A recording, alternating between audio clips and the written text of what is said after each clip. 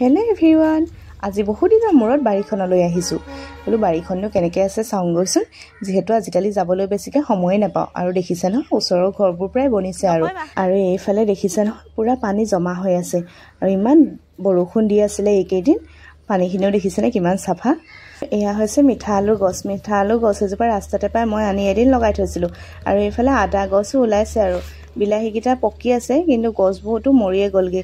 আৰু এইফালে হৈছে ৰহৰদালি গছ আৰু এইজোপা ৰঙালাও হয়। এনেকৈ আৰু যি পাওঁ হাততে তাকে আনি পেলাই লগাই থৈছোঁহি আৰু এয়া দেখিছে বেঙেনা পুলি ওলাইছে। ৰহৰদালি গছকেইজোপা অলপ অলপকৈ ডাঙৰ হৈছে আৰু, কিন্তু নেমুৰ আগবোৰহে কিহে খাই দিলে নাজানো আৰু দেই, গোটেই খাই শেষ কৰি থৈছে। তাৰপাছত এইফালে দেখিছেনে ফুল এজোপা আছে, মই মানে লগাই থৈছিলোঁ আৰু ক'ৰবাত পাই আনি। এইখিনি হৈছে পালেং শাক। পালেং শাকখিনিও গুটি গজি গৈছে। আৰু এইপিনে মান ধনিয়া আৰু পিৰালি পালেং।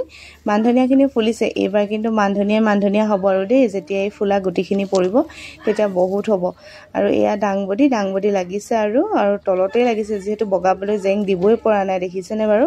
তথাপিও মানে এনেকেই বগাই গৈ পেলাই লাগিছে আৰু আজি অকণমান সিহঁতক মেৰামতি কৰি দিলোঁ আৰু আচলতে ভাল লাগে ন কিবা এটা এনেকৈ ব্যস্ত হৈ থাকিলে। আজিকালি বিশেষকৈ আহিবলৈ সময়ে নোপোৱা হ'লোঁ, আৰু সময় পোৱা হ'লে যে আৰু কিমান খেতি বাতি কৰিব পাৰিলোহেঁতেন। আৰু এইজোপা হৈছে আবতৰীয়া লাই। এই লাইজোপা যে গাহৰিৰ লগত খাবলৈ কিমান ধুনীয়া হ'ব নহয়নে বাৰু।